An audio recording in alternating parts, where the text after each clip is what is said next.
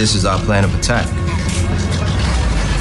Banks have become an essential threat to our democracy. So consider this justice. Thank you for listening to Revolution Radio, freedomslips.com, the #1 listener-supported radio station on the internet. Please help support this station so this battle can continue forward. Revolution Radio!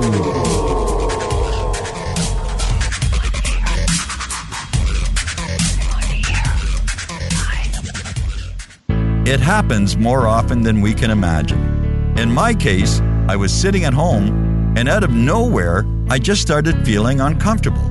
Then it got worse, and I started perspiring. I tried to ignore it, but I waited too long. The chest pain came as we were driving to the hospital emergency. I felt my life clock begin to tick. I barely survived. There was lots of damage done to my heart. What do I do now? I was lucky. I took a leap of faith and tried a 7-herb formula with hawthorn, garlic, cayenne, and more called Extendivite. Herbs have been used for thousands of years to keep us healthy. If you're not using Extendivite as a preventative supplement, maybe it's time to start. To order, call 1-877-928-8822 or visit heartdrop.com. Extend your life with Extendivite. The opinions expressed on this radio station, its programs, and its website by the hosts, guests, and call-in listeners or chatters are solely the opinions of the original source who expressed them. They do not necessarily represent the opinions of Revolution Radio and freedomslips.com, its staff, or affiliates. You're listening to Revolution Radio, freedomslips.com, 100% listener-supported radio, and now we return you to your host.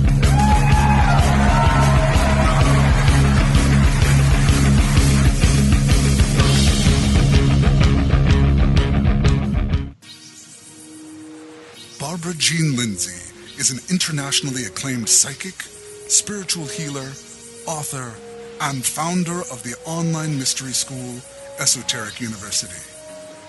As the Cosmic Oracle, she is a conduit to the powers that be to answer your questions about your future self, past lives, current career, love.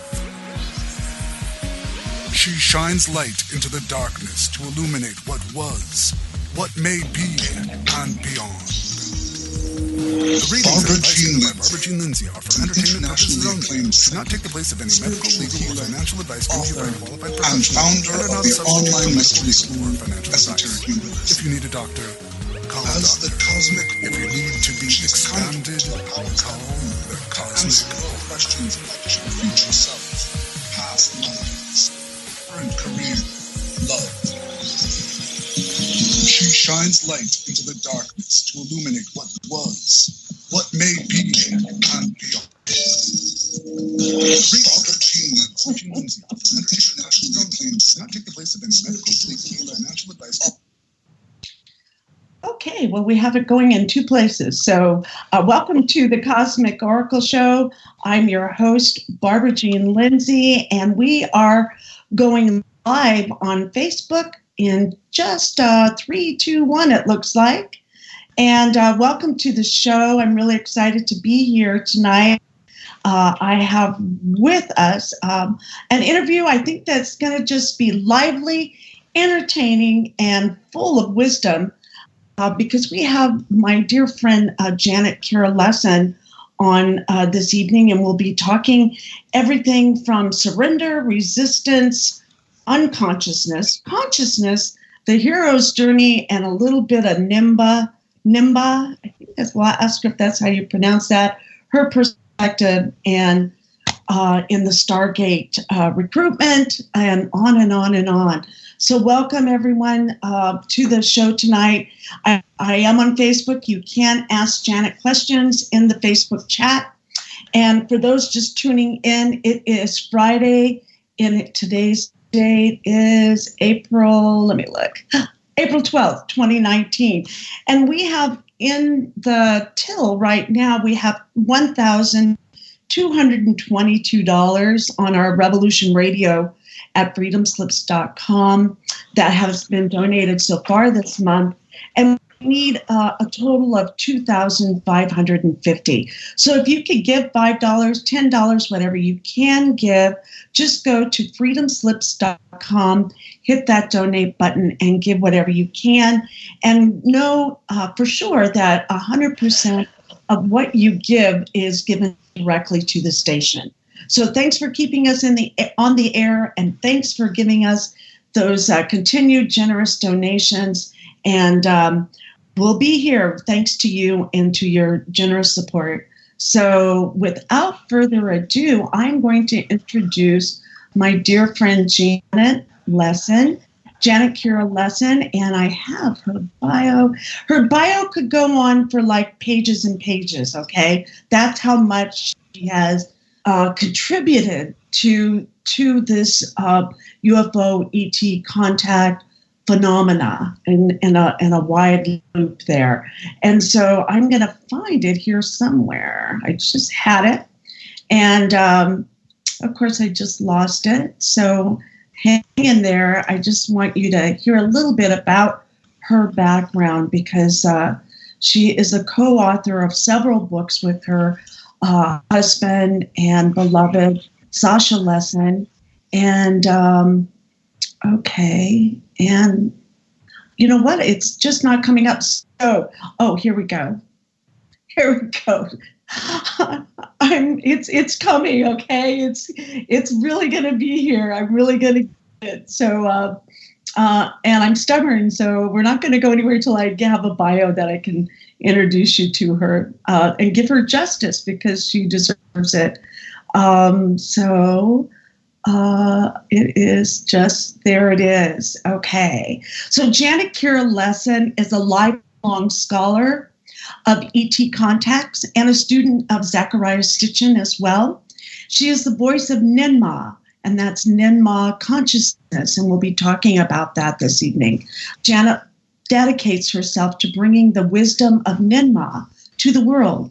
And Sitchin asked Dr. Lessin to help disseminate written, graphic, and traditional stories of ETs considered mythic gods on Earth 450,000 to 300 years ago. So they've been working on this whole, that's how I learned a lot about Anunnaki and the whole pantheon of that is through the books that Dr. Sasha Lessin, and Janet have co-written together. So without further ado, my dear friend Janet Kira Lessin, welcome to the Cosmic Oracle Show. Oh, thank you for having me. It's my pleasure. I've been waiting for this. Very excited about this day, because I love you, Barbara Jean Lindsey. We always have so much fun. We do. And we hope to bring some of that to the table here today. Some of the joy and fun that we have when Barbara and I like to talk about once every week or 2 weeks. It's time allots, and we just laugh. We just laugh for hours. It's true. And I think we get the cosmic joke. Yeah, we get the cosmic joke on the Cosmic Oracle. But go ahead. You were saying everyone's supposed to what? And we just are so busy. If you look at our schedules, I think I'm busy, but you really are super busy, because you have Aquarian Radio that you do, and you do 2 shows a week, right? Well, right now I'm doing 2 on Revolution Radio, Aquarian Radio, and Stargate to the Cosmos, and I'm helping. I do Aquarian Radio, which is my website where I keep I should say most of the interviews I've either produced or I've been a part of, and Barbara, I want to put this interview on that as well. I'm working to have an historic record. I realize a lot of people don't even have a bio out there, so I grab a bio and I put it out there, and sometimes when I have somebody on and I'm having them back again, I just do a bio of, you right, and I search for it, and they don't even have a bio. So it's a service to the world. I've had this site aquarianradio.com for 7 going on 8 years, and I'm just documenting the 21st century UFO paranormal movement here. Hopefully this will survive and somebody will preserve it after I die. And because we've got a lot of people that I've interviewed are no longer with us, and it's kind of sad, but I paid to have the links, and I preserve the links, and I get it, as much of it up on YouTube, because my goal is to awaken humanity to a higher level of consciousness, and the only way we're going to do that is if we get the truth. I mean, it's not like the truth, but we get an alternative truth to the paradigm that we're being directed to believe, which keeps us locked into this perverted matrix, and from becoming conscious and waking up. And people say, "I got woke up." Well, we're awake to a level, but there's really a lot more to it that'll make us a conscious species. We're not a conscious species right now. That's for sure. We're very unconscious, but we're getting there. We're getting there. And that's part of your work, right? And my work. That's it's our like, work. Wake up. Wake up. It's really fun. The water's yeah.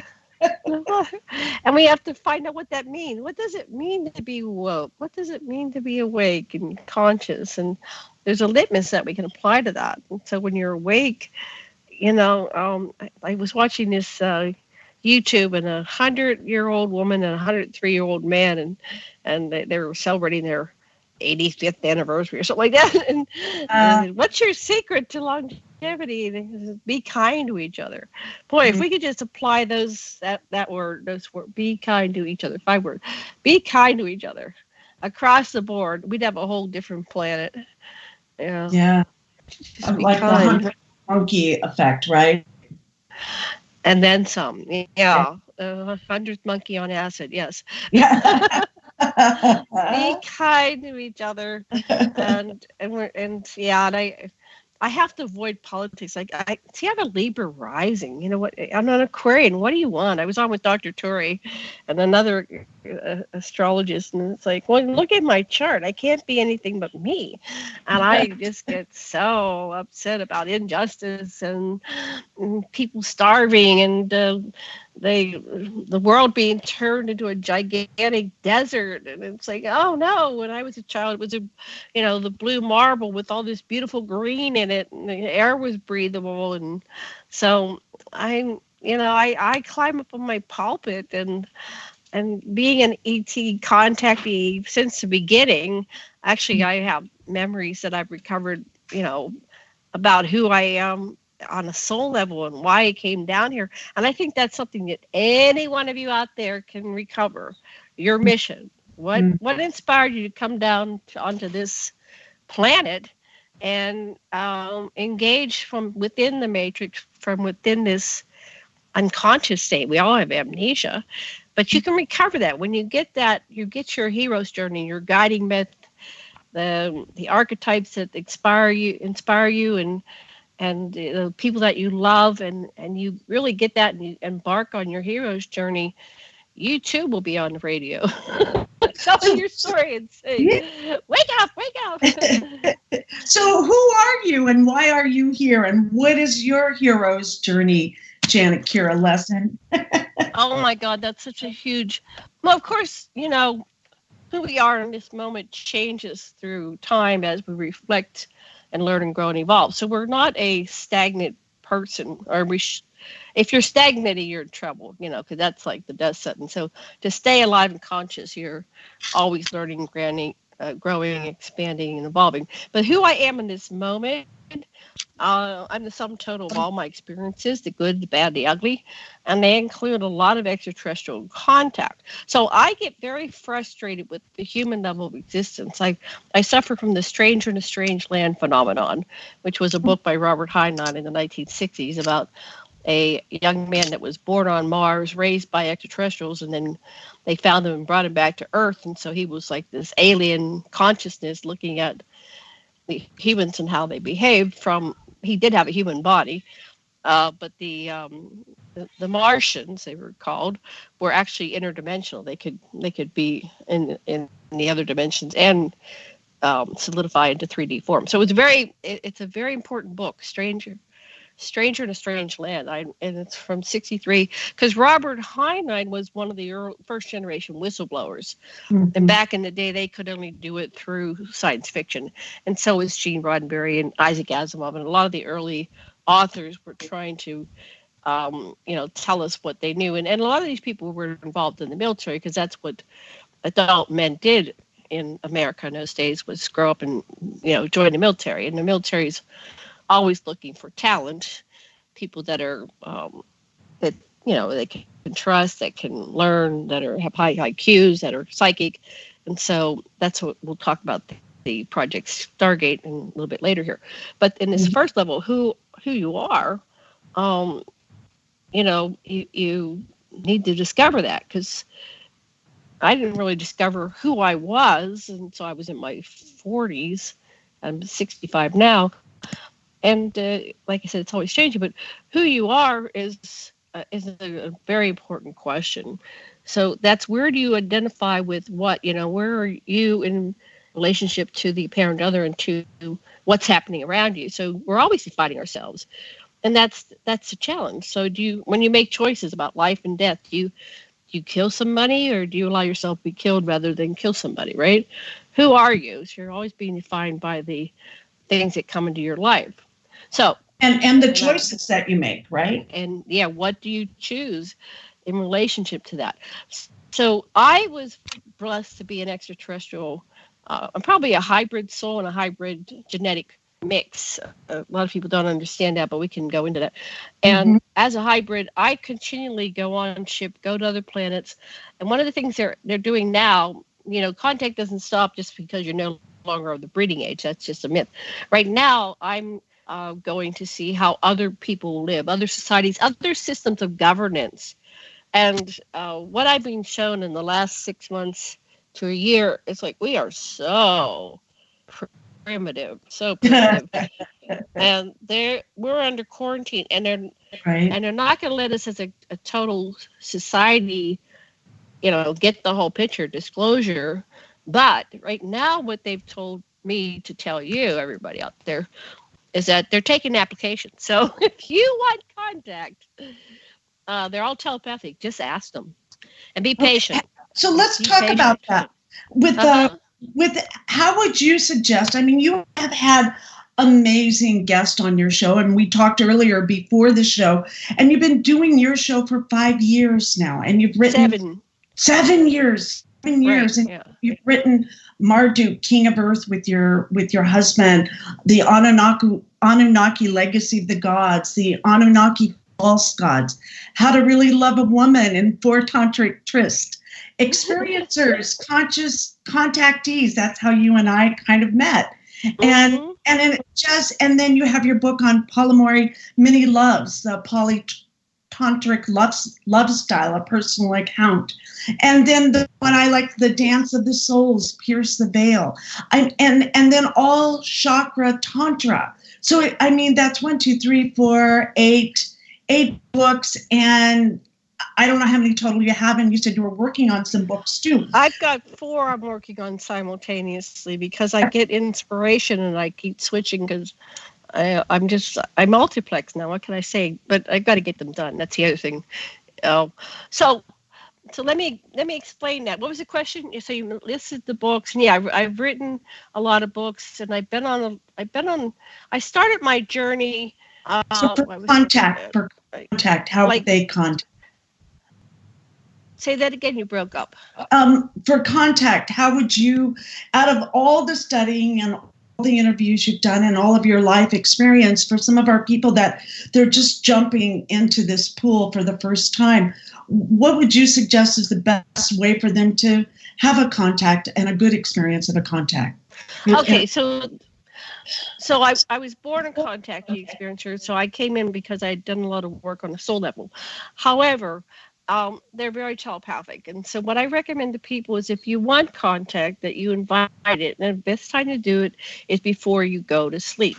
And that's what prayer is about. Prayer is setting your intention for this time where you're going to be sleeping, and you're going to want people to come in and sorry, somebody's interrupting my flow.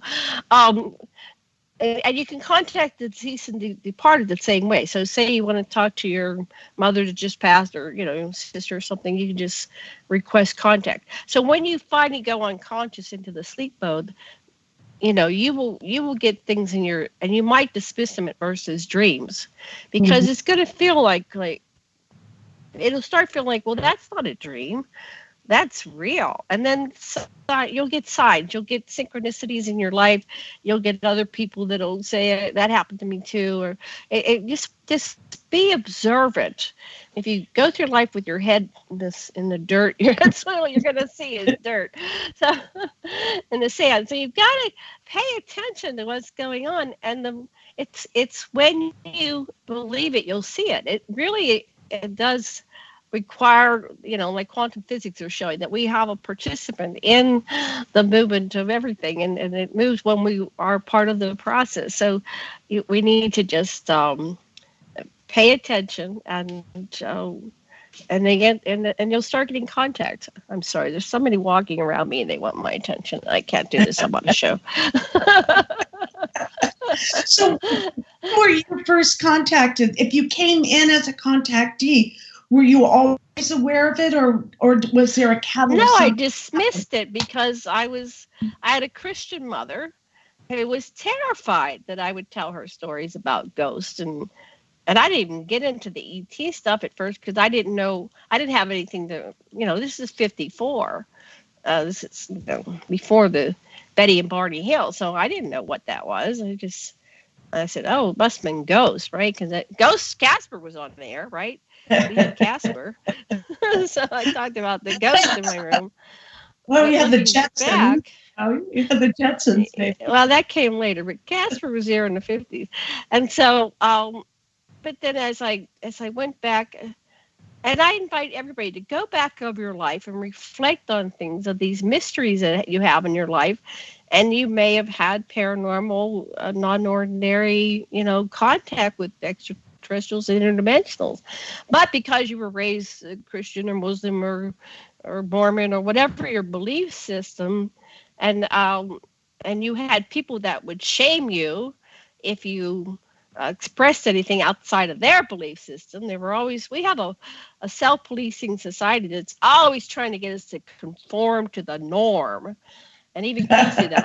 I want to be normal, and to be normal, I have to have those expensive designer shoes or whatever, and then I'm normal. But I want to blend. I invite you to. Yeah, what's that?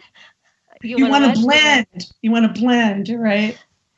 Well, I invite you to be acceptable. Be the exception. Don't be the rule. Be abnormal, because that's a more exciting life, and then you're more likely to create positive change. If you just blend all the time, who's ever going to notice you? So do something extraordinary with your life, because you only get this time and then it's over. So what was I saying? So the contact. Mm-hmm. So the more I accepted it, the more contact I would have. And the more that I would be afraid of it, so the more I would block it. So it became apparent over life, the more I relaxed into it. So as a child, I was relaxed at first when I was very young, but then when I started to integrate the belief system of those around me, where I was being indoctrinated as a Christian, it was Christian Presbyterian. Thank God it wasn't like evangelical or Catholic. Those things are really hard to unprogram. And I'm not saying anything bad about anybody's religion, but for me, it wasn't for me. Right. And so, but my parents' religion was more acceptable than some others, which were pretty dogmatic. So, and I had pretty relaxed parents in some ways, in some ways my mother was very uptight, but in other ways, when I said, I don't want to go to church anymore, she said, okay, I won't make you go. And other people was like, now you're going to church until you're like 50. So I got to have my own mind that way. And I was a reader. So I had a dad that I wasn't into soccer, but he would drive me around to bookstores, right? And I'd say, I need to know what's going on here. So I found Eric von Daniken and Zechariah Sitchin and Ruth Montgomery and Edgar Casey, and I started looking at the world from a different perspective. And then I found science fiction. So these things helped me get out of the matrix box that is created by our reality through traditional religions and cultural conditioning and programming and societal constraints. So and a lot of people will have a catalyst, like they'll have an alien abduction or a near-death experience, and those things will help get them outside of the box to look at existence, reality from a different perspective. My whole life was full of that, okay? My mother was undiagnosed schizophrenic, and she acted out when nobody else was home, and I was home alone with her, kind of like Joan Crawford. And so I had at her hand, about I always say 8 near-death experiences. I haven't really done the work on a couple of them, but on the level my soul knows, I had 8 near-death experiences. Now, Barbara Jean, you had a near-death experience, right? Did. Yes, I did. Yeah, a huge one. It was a catalyst that changed, totally rocked my world, and when I came back, I was never the same. So if you had 8 of them, I mean, my goodness, Janet, I mean, you just... the transformation, I bet, before and after, you must have looked and thought like a whole different person. I really wasn't able to view myself, and so very few people are alive that knew me as a child. And I learned to keep to myself, because the moment you start expressing, like I died and I saw angels, or my God, if you were to express anything outside of the norm, right, our famous norm, then you would get punished, or criticized, shamed, or medicated. Or medicated, right. And they were medicating my mother at a certain point. I think she asked for it, because I remember she went and asked for Valium, and remember that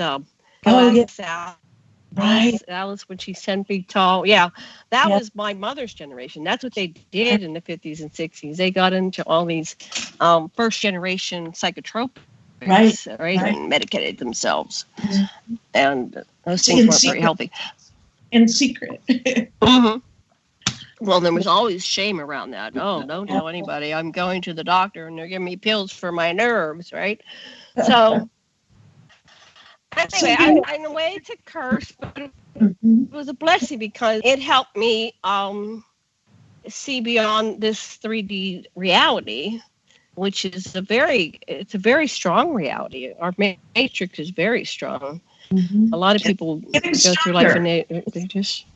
And what? It's getting stronger. The matrix is getting stronger. What do you mean by that? The matrix, the new world order, and not that order, but with a freedom perspective, more of a outside the matrix. I hope so. I really hope so. I know so. Don't you know so from all the work that you've done over all these years, considering where you started from, let's say 8 years ago, and where you are now, or even in the 50s, like you said, where you couldn't talk about it. You couldn't. Things are really it's polarizing. So some people are getting more and more into the programming, and they can't see the forest for the trees. And some people are outside of the box looking down into it. And but most people are kind of like in the middle range, and they're starting to venture one way or the other. That I see. But see, I go to the conferences and I hang out with people that are waking up. So I have a skewed version of reality. To me, more and more people are waking up. And I do see like the Stargate to the not the Stargate Cosmos, but the like Contact in the Desert, and all these different conferences are okay, Mike. I don't know where your phone is, honey. I'm sorry. Look over around. There you go. Okay, sorry. He's leaving. I have his phone. Okay, sorry for the interruption. There you go, honey. You got your phone.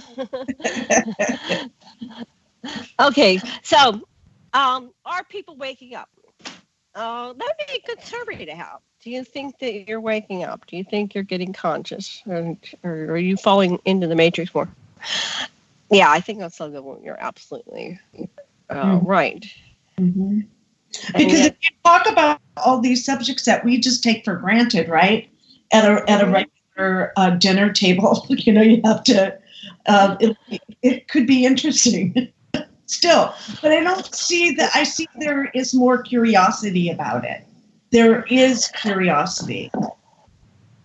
There is, and I go to some strange dinner tables, and what do you talk about at dinner, right? That's a good thing. And sometimes I'm in a dinner table and I think that the people think like me, and next thing I know, I'm getting into a fight, and it's like, oh shoot, I should just keep my mouth shut, because I hate fighting over food, right? When you're having you can't digest your food. Like, oh no. So what's safe to talk about anymore? Yeah, that's the next question. That's why I go to conferences. Right, because you have like-minded people there, and you can feel safe and be yourself and be accepted, right? Yes, I can be me. I don't have to be the virgin. But oh, yeah. So how do we get this going more? This paradigm with awakening, with the ETs coming in. So that's my advocacy movement. It's like, wake up, and here's how you wake up. Do the prayers, do the meditation, invite contact, guard yourself against dark beings. You do not want to invite dark entities in by any means, because they're really hard to get rid of. Right? So always do your protection. Stay in higher level of consciousness and in a spiritual mode, and like that couple married 85 years, always be kind to each other. Mm-hmm. And so you're coming through your hero's journey as a young girl, and the catalyst then when you really woke up.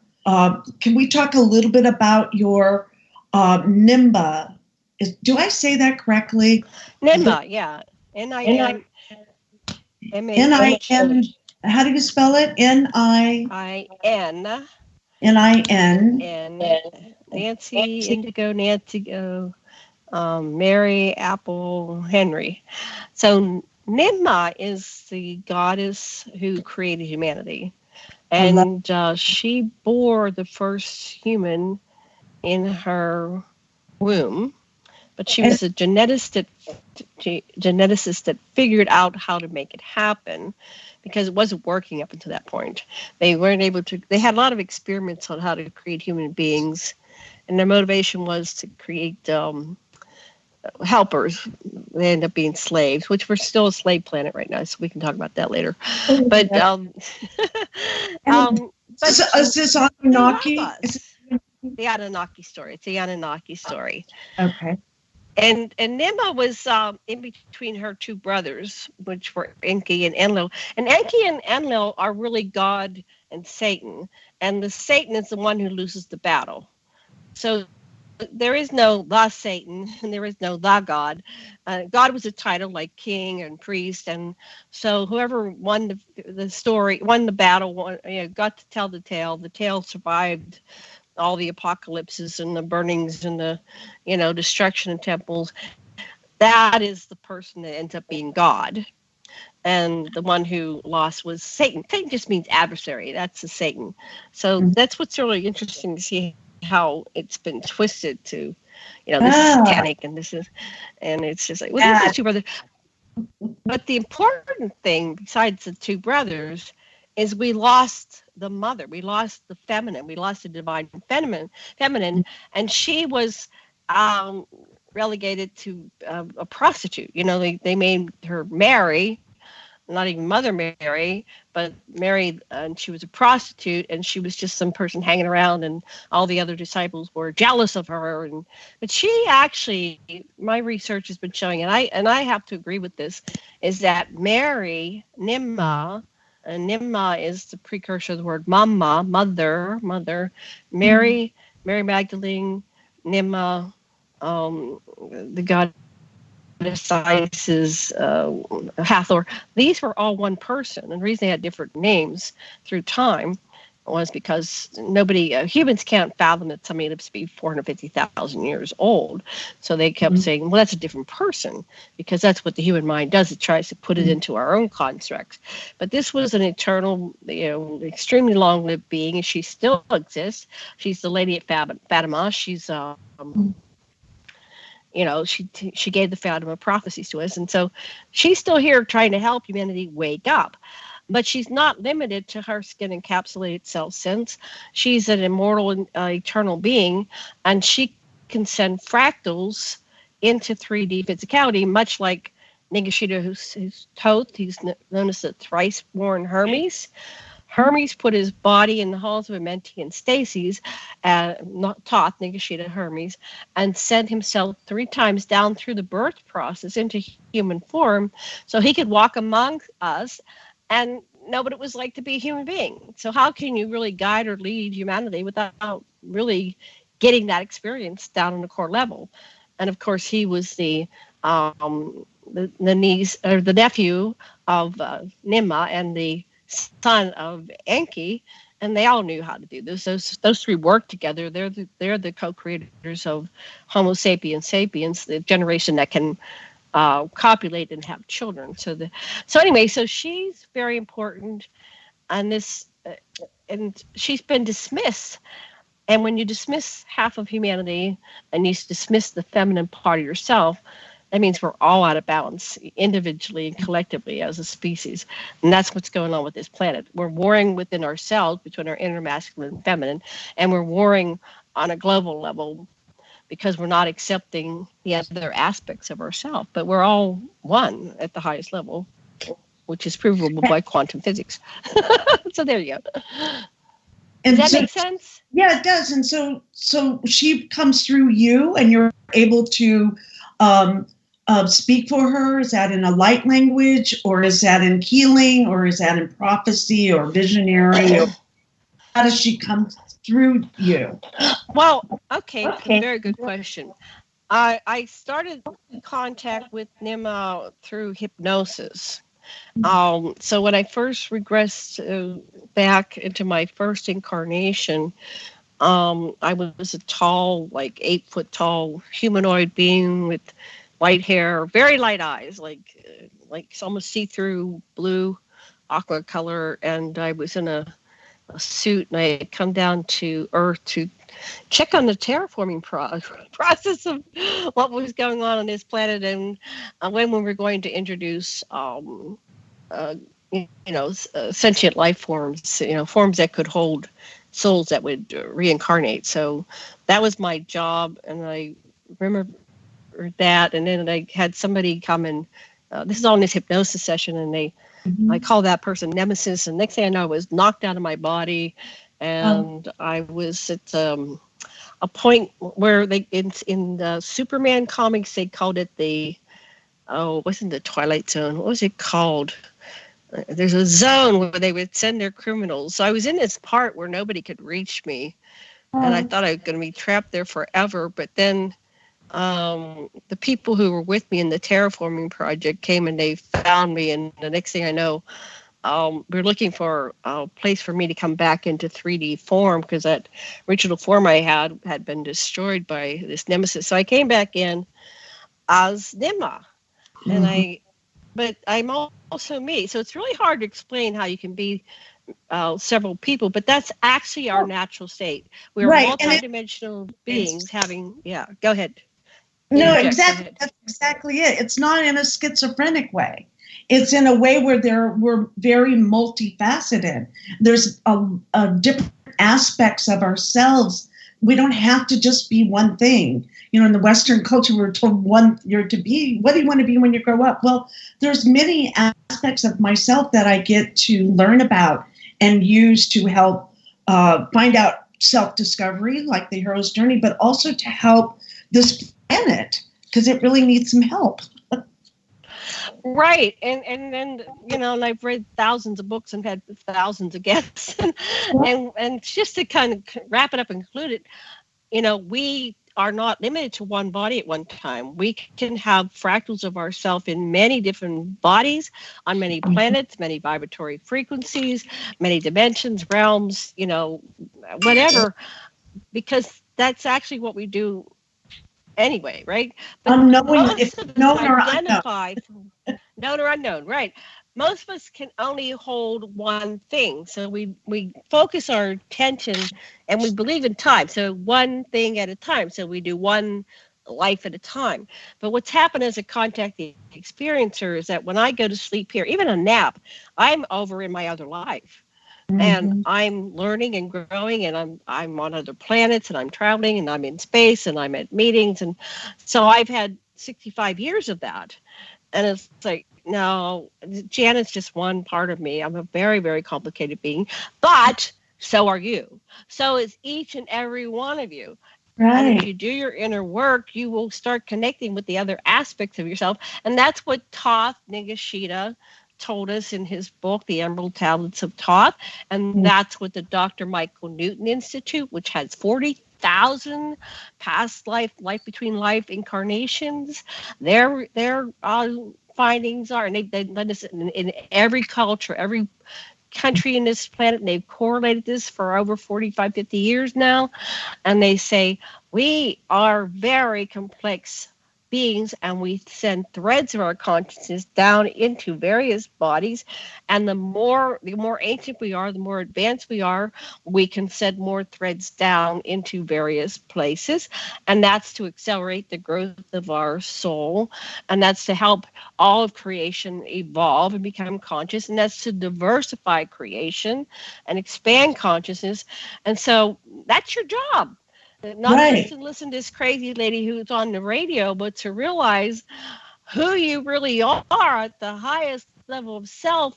Because if my thing is like, it's like the Enterprise has encountered danger, and it's put the Enterprise on self-destruct, and we've got 10 minutes, and now we're down to 30 seconds, and it's like we're gonna blow up. So that's what we are. We're on this beautiful planet, Mother Gaia, Earth, and we need to figure this out, because there's a point where life is unsustainable, and we can see our oceans are dying. What are we going to do when the oceans die? What are we going to eat?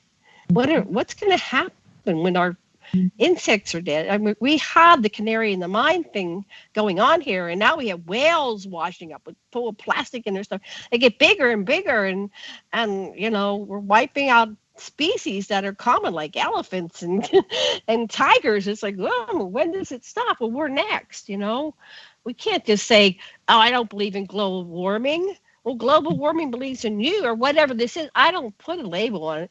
We're shitting in our own water, right? It's not sustainable. It's just not sustainable. So we have to wake up, or humans will go bye-bye. But the problem with humans going bye-bye is they're going to destroy most of the species, if not all of them. And that's not acceptable.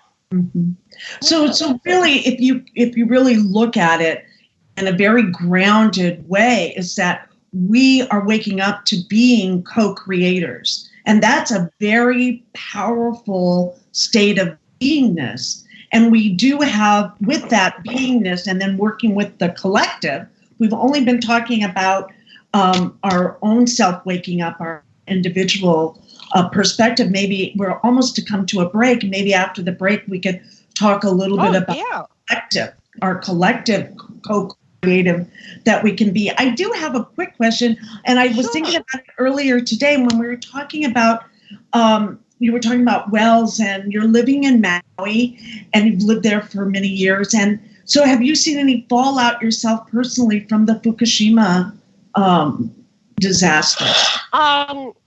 It seems like the radiation is going north. The currents are taking it further north. And so it's missing, Hawaii, when you look at it on a map, is just this little thing of islands, right? So it's very easy for it to miss that. So I'm not seeing a lot on that level. However, we are seeing a lot of the erosion of the beaches. They get washed away. So some of the trees are falling over dead. So the waters are coming up, and they're killing trees further and further inland. There's the coral reefs are the first one. They're very vulnerable. And so I'm not a diver, but I went in a submarine on Oahu, and that looks pretty disgusting under their beaches. So their coral reefs are dead. There's nothing but dead. So we're seeing a lot of destruction of the coral reefs, which of course are the ecosystems for, this precious wildlife and fish and everything. So I've been looking at solutions, and there's a way to turn this around.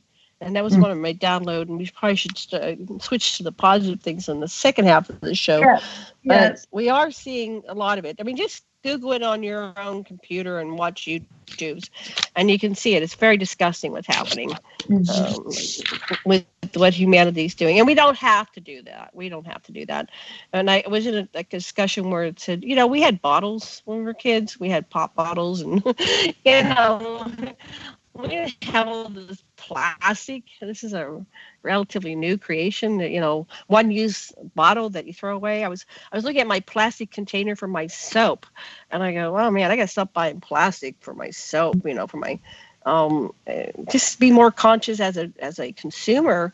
You can each do your part, and people respond to the lack of money, right? When you stop buying their products, right? We do it's like, huge impact there. We really do. So, so am I seeing? Not really. I don't even see the volcano. It's going off on a neighbor island. I once in a while feel an earthquake, but we could have a Krakatoa, Pompeii type thing, I guess. But if that happens, we're all dead. So I'm not really able to worry about it on that level. I have to just keep getting on the radio and talking to people about how to wake up. And while we're talking about water and the water element in the oceans and Atlantis, and you named your station Aquarian. It's Aquarian Radio. And can you talk a little bit about why you gave it that name out of all the names you could choose from? Well, I strongly identify with Enki, and Enki is the god Aquarius, and Enki is the water bearer. And the reason why he's the water bearer is when he was coming in from Nibiru to the Earth, the previous traveler had used nukes, and he didn't want to use nukes because, as we know now, whenever you blast a nuke, it affects the other dimensions in the continuum. So he was aware of that. So he wanted to use water to get through the asteroid belt. So he had a water cannon. He landed on Mars to refuel, and then he got to Earth. So he's known as Aquarius, as Neptune, Poseidon, Enki, Ea. He has a lot of different names, but he was known as the water bearer. So he's in the age of Aquarius is now, and I'm an Aquarian. Oh, I didn't know that. Yeah. So, but also when I thought of a name and I went and the .com was there, it's like, oh, this is meant to be. I mean, what was the odds of it being available? But that was years ago. I did this years ago, and I grew up with that song. This is the dawning of the age of Aquarius, and it's I'm very I'm an Aquarian, right? So I'm very Aquarian, and that's about love, peace, happiness, making the world a better place for me and you and the entire human race, and that's what I embody. And a lot of people are offended by that because they want me to be something else, but I always believe in the highest good. I know I'm talking a little bit negative for this first half, but I know we're going to get through this. We're going to make it. And I don't know how. And part of that is standing up, right? It's finding out who you are and why you're here. And we each have a piece to the puzzle. We don't all know all, but if we, with your radio station, my radio station, conferences, books, dance, music, we can connect. Right. And it's about connecting, because on our soul level, we're all one, but we agreed to come into this separate self sense. Our skins are very thick. It's the deepest, darkest level of physicality. And in order for us to not feel each other, because our natural state is loving oneness, we feel each other. See, ETs can't hit each other. Some of the ETs can't hurt each other. They can't kill. I know there's all these stories about the galactic wars, but the ones that I've interacted with that are like the higher level beings, they feel each other. It's like they feel their oneness, and it's like trying to punch yourself in the face or cut off your own body parts, your nose. It's impossible. My friend TJ, her husband, Tom Morse, who's no longer with us, was in the secret space program. And they asked him one day to come in and demonstrate hitting. The ETs were going, well, we haven't seen anybody hit anybody. Could you hit that guy for that? It was a being, it was an extraterrestrial. And Tom goes, I don't want to hit him. Oh, please hit them for us. So he did. He hit this guy. And then they said, well, can you kill him? Well, I don't want to do it. So anyway, he shot this guy just to demonstrate, because they have created Homo sapiens so that we can be the warrior race, right? Because they don't have that in their repertoire. It's not in their DNA. They literally cannot kill anybody, and not most humans can't. I couldn't kill a person. I mean, I'd probably just throw my gun down and they'd kill me, right? I just can't. And that's some of those decisions. Kill or be killed. I would get killed, but at least I would die and I'd say I didn't have to kill anybody. I got killed, but I think killing somebody would be more horrendous than being killed on some level. I don't know. What do you think? I might. Yeah, I wouldn't want to kill anyone ever. So now someone asked me once, they go, well, okay, let's say you're walking down the alley and someone comes at you and is going to attack you and it's kill or be killed. I would just be killed. But they said, now go with your 3 children down that alley. And I would kick ass, so. Well, there is a basic fight or flight part of us that kicks in because we're in a symbiotic relationship with this body, right? So there's the soul that comes in and says, well, I wouldn't do that consciously. But this fight or flight we have a reptilian brainstem, and so we are a hybrid species, and the reptilians contributed to us. Otherwise, we weren't able to preserve ourselves, and they wanted us to have self-preservation. So my one boyfriend attacked me, and I was in the shower naked. I had nothing. I had literally nothing but a bar of soap, which didn't do good. And somehow I got him down on the floor 2 rooms away, and I was on top of him and said, okay, and I was holding him down and said, okay, you want to fight now? And I don't know where that part came from, right? That was like a reflex, and I said, oh, I'm sorry. When I came to, I literally blacked out and came to, like I had taken a drink or something, which I don't drink, but it was like that type of thing. You had the blackouts. So yeah, I think if somebody did come up behind me, I might kick ass. But you don't know who you would come in that would help you, right? Because we could talk about that. We're almost to the break, but we could talk about guides, our spirit guides. So Ninma, is she a guide or an aspect of you, or both, or I think it's all the above. Yeah. I think there's a part of me that is her. There's a part of me that's what's being alive and being informed is so complex, because there really is not one answer. It's all of the above. But we choose to identify in different ways in order to explain reality, because if we identify with being everything and everybody all at once, we'd be kind of cuckoo, right? So we have to focus on, today I'm Janet and I'm on the radio, I'm talking to Barbara Jean Lindsey, and that's the only way I can really have a conversation, I think. Right. Right, if you're too cosmic all the time. Yeah, but as you're doing this, you can pull in information from your knowingness, from all the shows you've done and all your basic records, and from your, isn't that kind of cool? So it's like what was his name? The lovely man who died with the Tompkins, Bill Tompkins. He told me, he says, I'm always connected. There comes a point where you're always connected, and it's as easy to access the information as it is to access your own memories. It's like you're tied into the Akashic records, and you know who you are on an eternal level, and the information just comes. You do have to, shut off the noise sometimes and just go into a quiet meditative state, and then you get, more information. But I've been doing this for so long; it's like second nature, and I'm allowing it to flow through me because it's what's necessary, what we need to do at this time. But I will not let any dark or evil entities come near me. I know how to block and I only let the higher consciousness, love, and because my heart chakra and my kundalini, my heart chakra is wide open, and my kundalini is awakened, and I'm in this higher state of consciousness. That's the best way I can explain it. And it's a great analogy because it is about consciousness. You've expanded your consciousness enough, but you're also able to integrate it into a earth-bound body in a way, so and I have to keep saying that I am not special.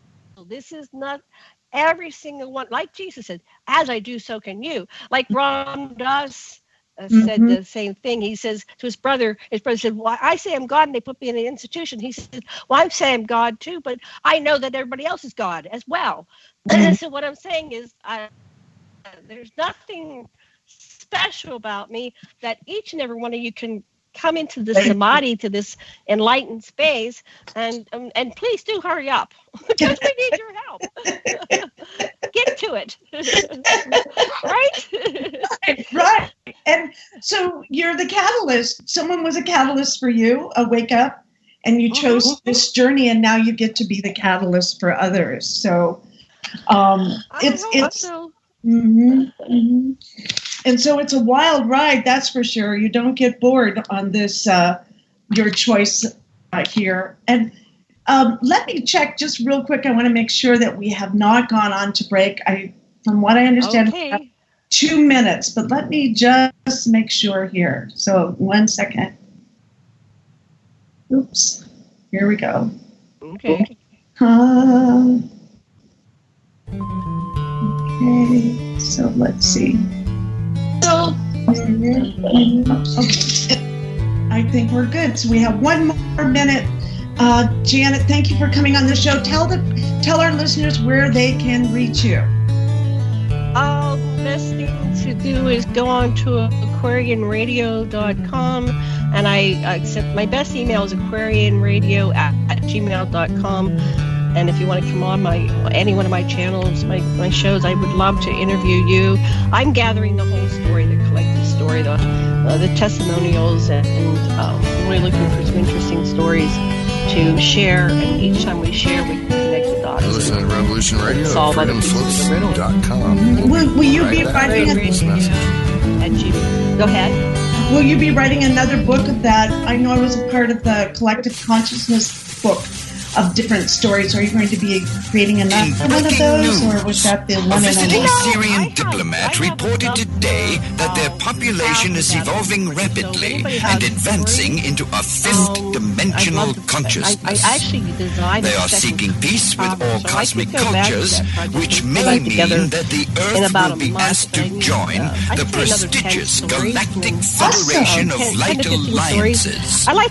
Please join Debbie West and Michael Hathaway on Lost Knowledge, Saturdays, 3 p.m. Eastern Standard Time in Studio A. For the latest breaking news on the Star Visitors' peaceful contact and the ongoing project of cleansing the Earth. Learn how to be speakers. Who are you? I am the architect. I created the Matrix. I've been waiting for you. Why am I here? Right now? You are the eventuality of an anomaly which, despite my sincere stay outside, is unable to eliminate from what is otherwise a harmony of mathematical precision, which has led you inexorably here. You haven't answered my question. The Matrix is older than you know, as you are undoubtedly gathering the anomaly is systemic, creating fluctuations in even the most simplistic equation. Choice. The problem is not choice. Right here at Revolution Radio, freedomslips.com. Be here Wednesday evening at 8 p.m. Eastern Time for Private Eye Matrix Revealed with Monique Lessin.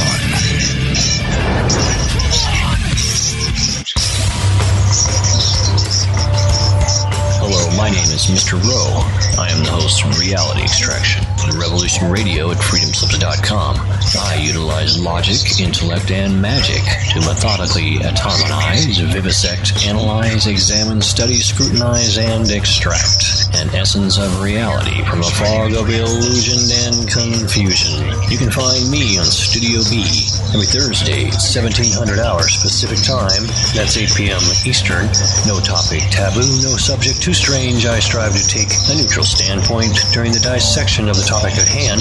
That's Reality Extraction with Mr. Rowe on Revolution Radio.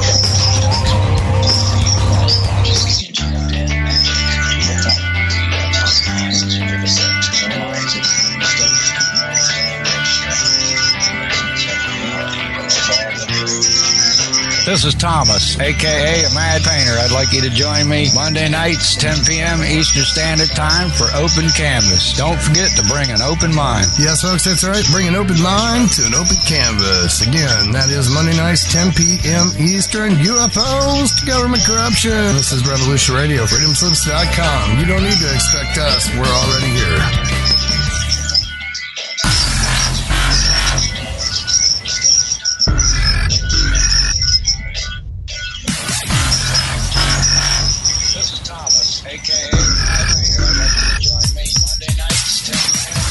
Thanks for tuning in to Revolution Radio. Here at Revolution Radio, we are listener-sponsored and commercial-free.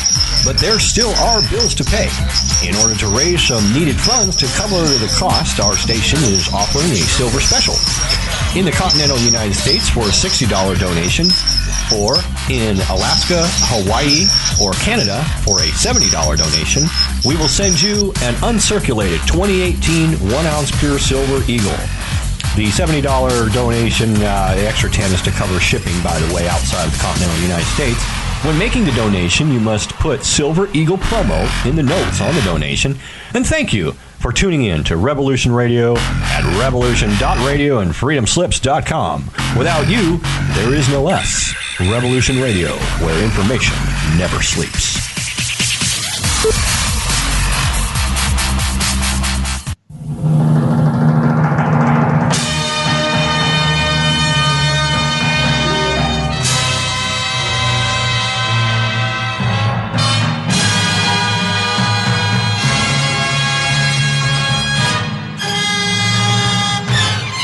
Collision Course is back. Schedule will be on Revolution Radio every Saturday night, 6 to 8 p.m.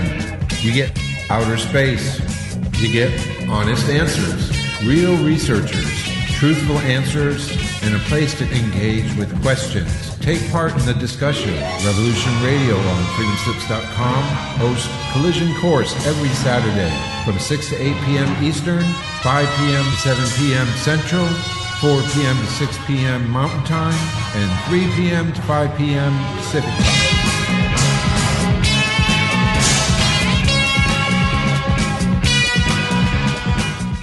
It happens more often than we can imagine. In my case, I was sitting at home, and out of nowhere, I just started feeling uncomfortable.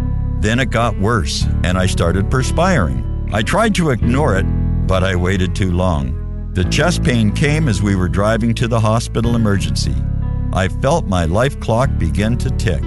I barely survived. There was lots of damage done to my heart.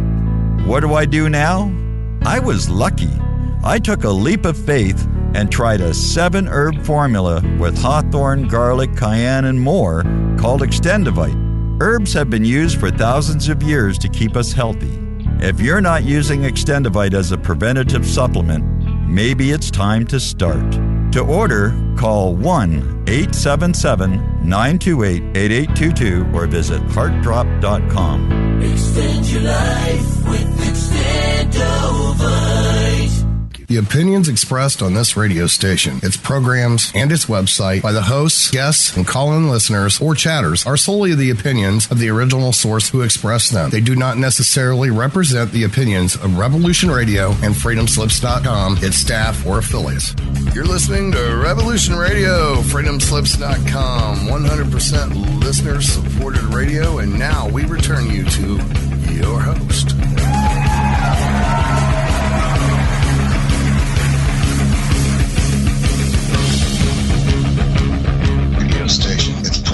programs and its website by the hosts, guests, and call-in listeners or chatters are solely the opinions of the original source who expressed them. They do not necessarily represent the opinions of Revolution Radio and freedomslips.com, its staff, or affiliates. You're listening to Revolution Radio, freedomslips.com, 100% listener-supported radio, and now we return you to your host.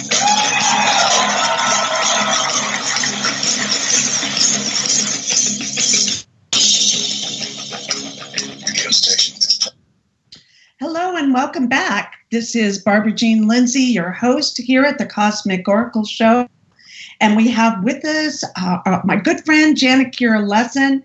And we're talking about her journey from a small young girl to an adult, and her position, a powerful position as a teacher and as an example of light here on the planet, and all of the studying and the people that she's met and her expertise that she brings, also as a hypnotherapist and as an author and a writer and a consummate healer in so many ways and a visionary. So welcome back to the show, Janet.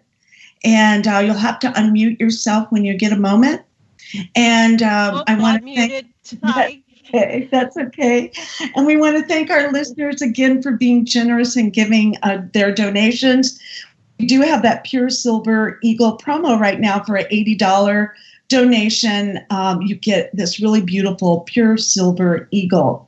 And you just go to freedomslips.com, hit that donate button. And if you give $80, just type in there Eagle promo and your address, and Hawk will send you a Eagle Silver, Pure Silver Eagle. So it's exciting, kind of exciting. And if you don't have $80, do $10, $25, $1 even, whatever you got. We really appreciate it. So go to freedomslips.com and give whatever you can. Thank you so much. And welcome back, Janet. It's girls' night tonight. It is, and we're having such a great time, or at least I am. I hope everybody's having a good time. We try to get people online. I just want to take a moment and say hello to our Facebook friends. We have Elizabeth, or I'm glad you joined us. We have Melody Faye Kent. We have my daughter. We have Tate, Liz. We have Jeannie, Allison Thompson, Robert McHaffey, Arturo Ortiz, and on and on. So thank you, everyone, for joining us this evening. If you do have a question for Janet, I do have a direct line that you can call, and that number is 818-688, what is it? 818-688-1383, I think it is. I'm pretty sure it is. So if you want to call that number, you can, and ask a question for Janet. And if you don't want to call in, then you can also just ask the question here in the chat, and we'll see if Janet gets that. And what we've been doing too with guests afterwards, after the show, people have questions, and if Janet has a moment, she could go back in and check it out, and I'm sure wouldn't mind answering. Yeah. So welcome everyone back to the show. And so we're going to go into the collective. We kind of went on a journey. It's gotten you to where you are today, and what you bring to the table with all of your life experience. Can you tell us maybe one story that's for you an extraordinary story that just kind of rocked your world among all of the stories that you could share with us this evening? Okay. Well, one of the things that I guess the most pivotal was I knew I was a contactee experiencer all my life. And I wanted to have more and more conscious contact because it kept it kind of cryptic and in dream state. And so finally I ended up, I have a very bizarre life, but I ended up following a boyfriend onto a military base. He was civilian working for the government, and I ended up, he got me a job because of his secret clearance. I'm not sure what my level is. Don't ask me. I don't know what it is. Somehow, because I was part of this Project Stargate at an earlier age, that they track ET contactees. Just put it to you that way. There's a database. They know who you are. They've got your soul signature, so they knew who I was. So when I requested to go to Johnson Atoll, they just hired me right away. I could have had no skills whatsoever and couldn't even pick up garbage. But they hired me because I'm a contactee experiencer, and the moment I landed, they were on me. I had all these meetings with top-level people, and they all wanted to talk to me. I know I'm cute, but I'm not that cute, right? So it was like, what is going on here? So I eventually, to make a long story short, and I've written this up in my book, and I do it in my presentations, but I ended up going with a boyfriend into the underwater installation underneath Johnson Atoll, and there is a whole base there, and they have various sizes of grays entities, or gray. I saw a gray mantis hybrid. They have other species. There was a big group there, but the main dominant race that I interacted with were the Anunnaki. There were about 1,000 of them. They varied in height from, I guess the shortest ones were closer to 7 feet tall, and the tallest ones were between 18 and 20 feet tall. And I couldn't tell you exactly how tall they are because I wasn't sitting there with a measuring thing. I'm guesstimating, but everybody's taller than me. I'm only 5'2", so they were really tall, but they were really extraordinarily gorgeous. They call the Anunnaki the Shining One. In fact, Lucifer is called the Shining One, and it's because they kind of glow. It's like they're it's like you can almost see their cells. You know how we have neurons firing. They're hypnotic. They're mesmerizing. They're caught up in their glamour and their beauty and their eyes. They'll just suck you right into the cosmos, into their soul. So they're stunning. They take your breath away. I don't know if you've ever seen anything that's so beautiful that you go, your breath. Yeah. So I was blessed to be in this ritual because I am an Anunnaki hybrid, soul hybrid, physical mix. And I'm very psychic. And Barbara Jean, who says she's psychic, but I'm a reluctant psychic. But go ahead. What were you going to say? You just broke up. So you were saying who you were. You were a soul hybrid, and then it totally broke up. Okay. So I'm a hybrid Anunnaki soul and this hybrid Anunnaki body. And I'm a very old soul. And I'm a psychic, which I say with great reluctance because I'm not like Barbara Jean, who says, I'm a psychic. I'm like, I'm a psychic. And anyway, but because I was psychic, I was what they call the key.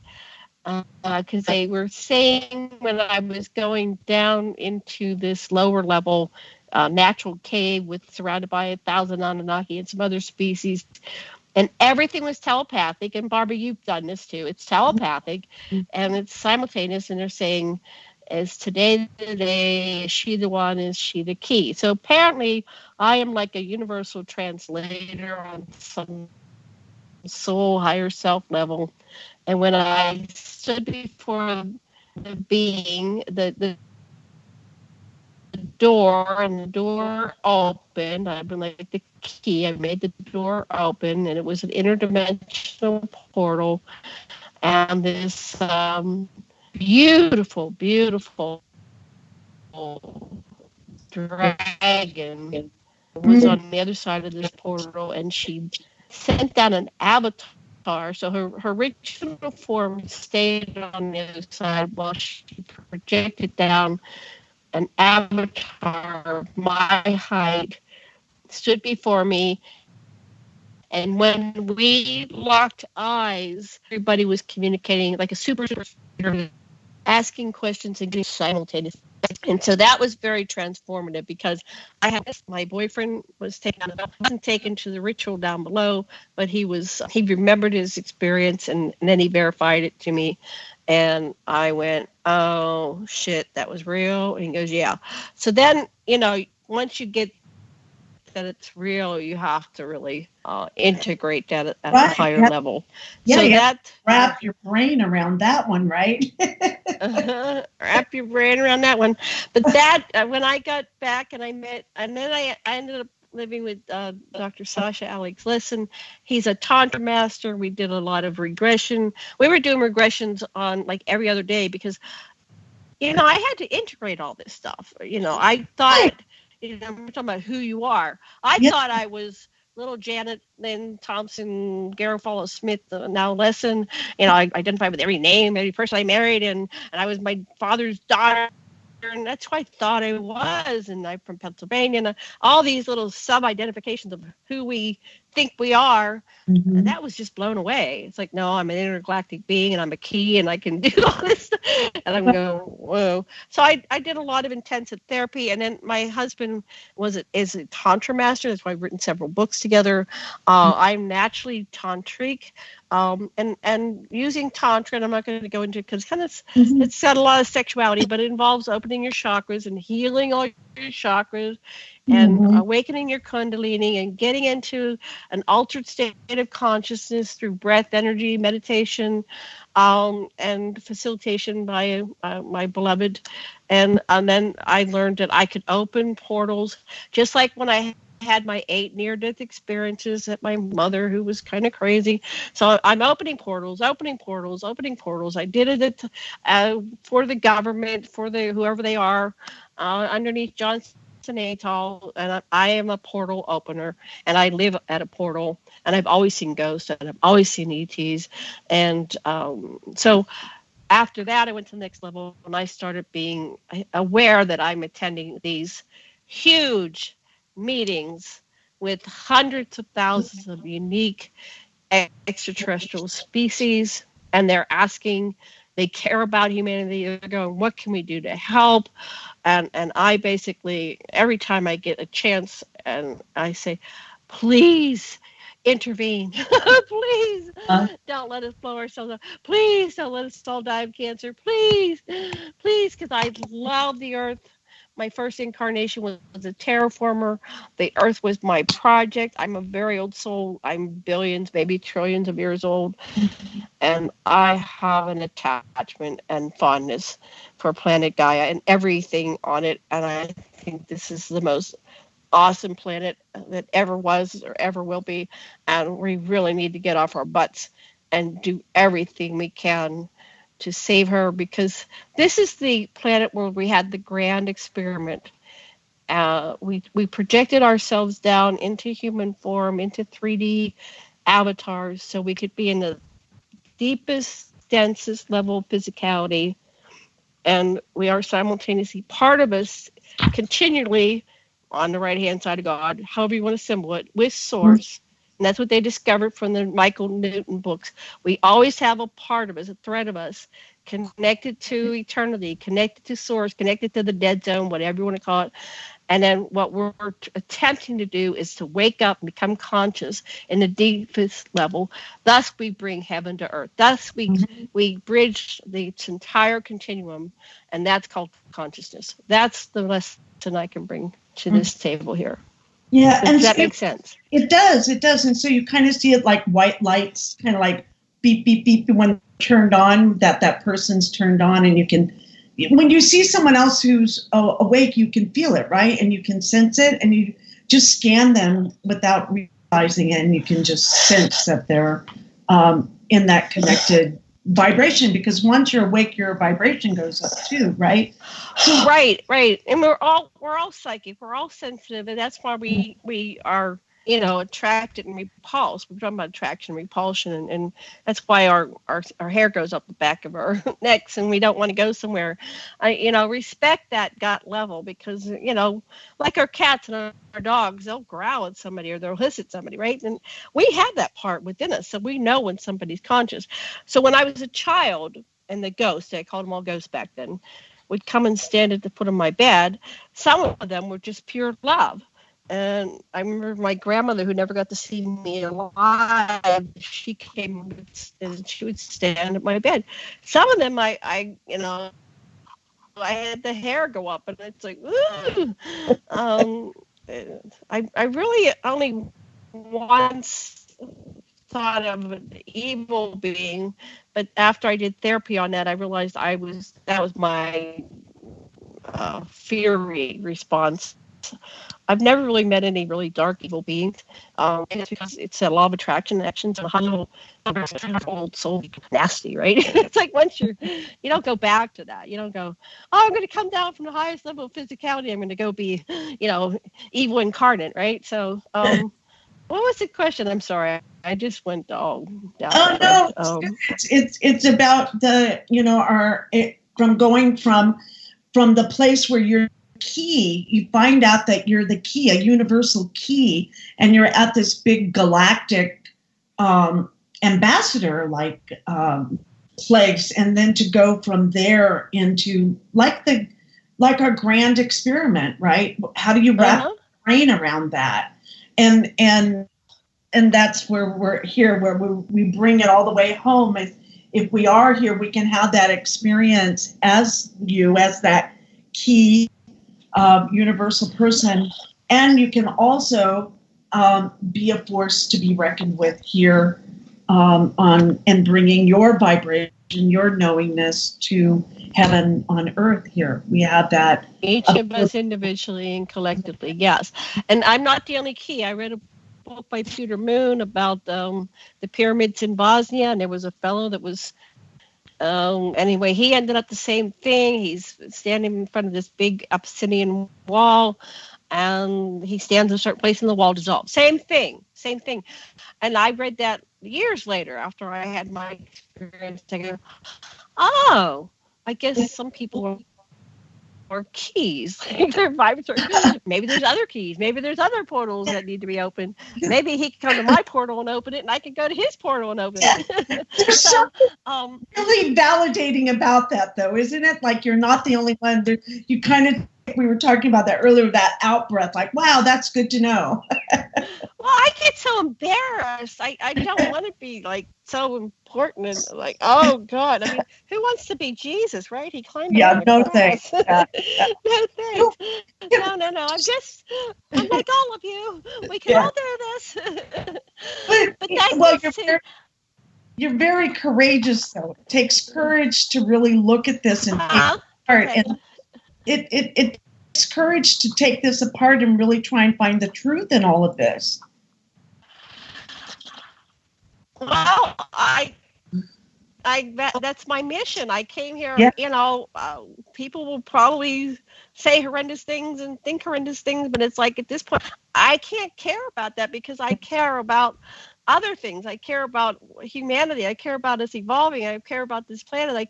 I have this strong vision that we're going to be like the Berlin Wall came down one day. We're going to be in the next 10 years a galactic force, traveling through the cosmos.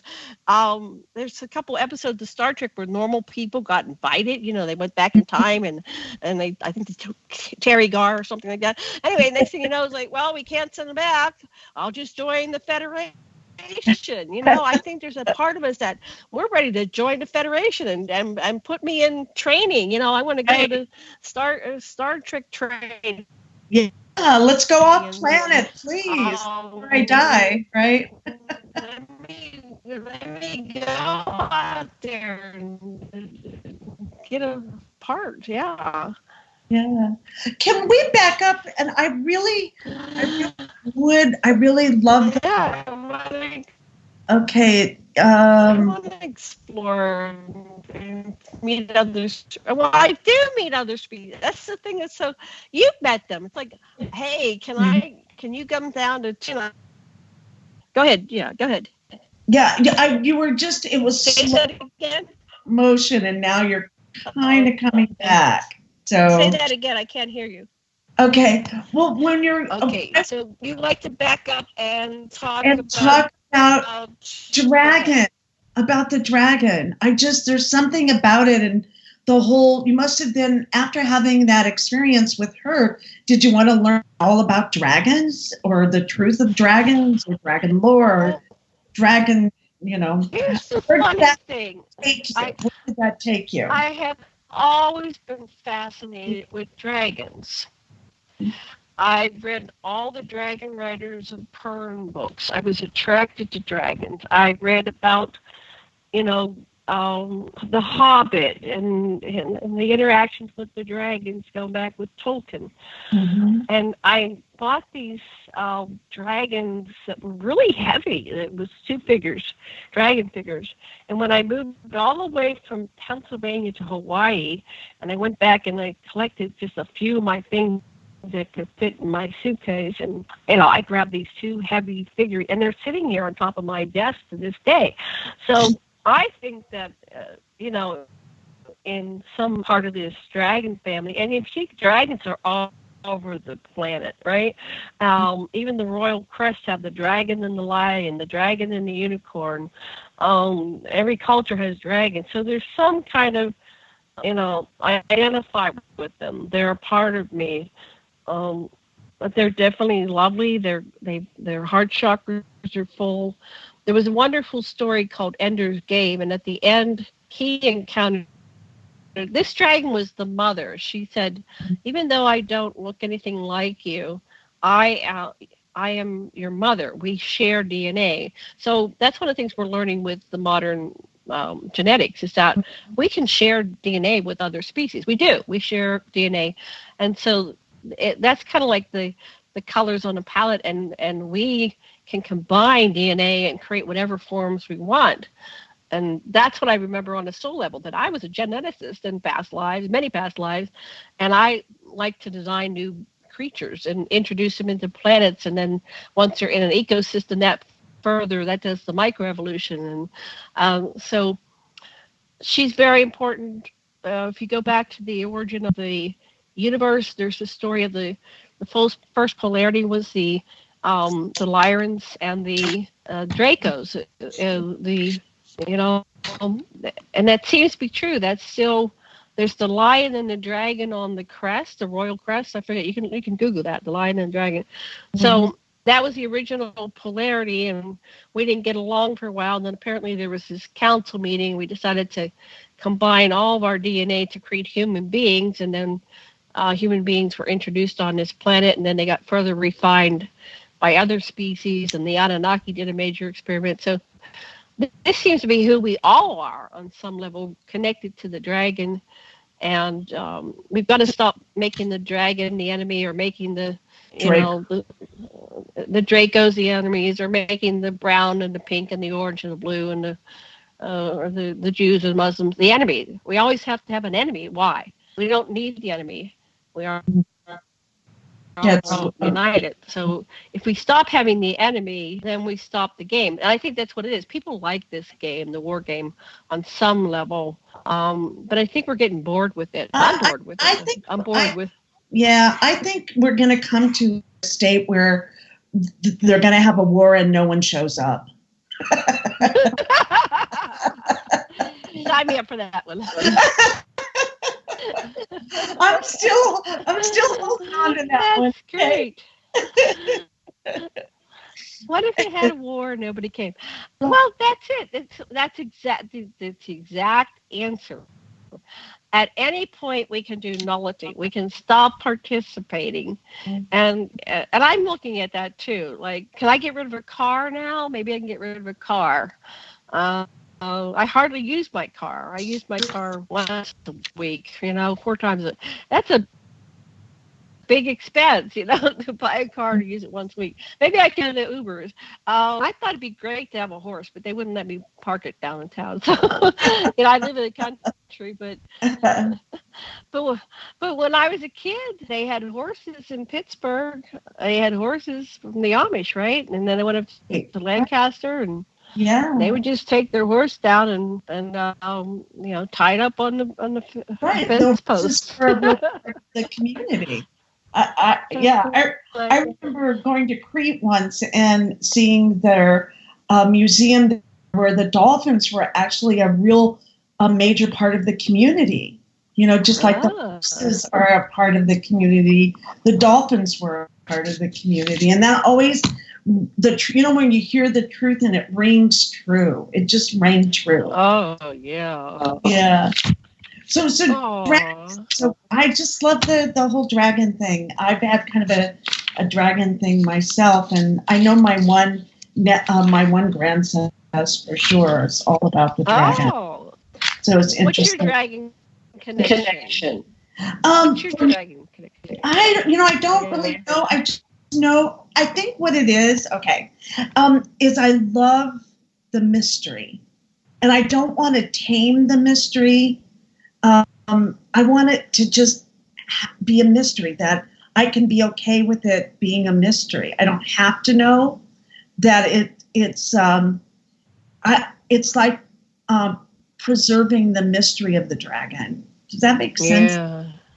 Just well, she's beautiful. They're very mysterious. And I think that's why Avatar. You remember the movie Avatar? They had those beings that's part of it's in our mythology. Like, we used to be so connected that was like our horse, that we could ride our dragons, and somehow it got lost, but maybe we'll recover that. I wanted to also say, before we forget, because I realize we got about a half an hour, maybe less. One of the things I'm being shown are solutions, planetary solutions. Okay. And they don't have our political systems. That's so and cool. And they don't have money like we do. They don't put it's not important. And so, and I've been trying to wrap my head around this, and I'm asking them to please help me concretize this, put this in language so I can convey it. And so I've been testing it out, because I don't want to get killed in this political thing, because we're a very political climate.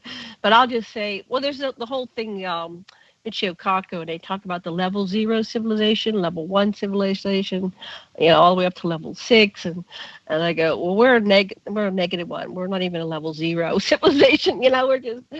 So when I come from that, because that's what they're showing me, they're saying, well, this is not how civilized, conscious people treat their citizens. They're planetary citizens. They don't treat people like that.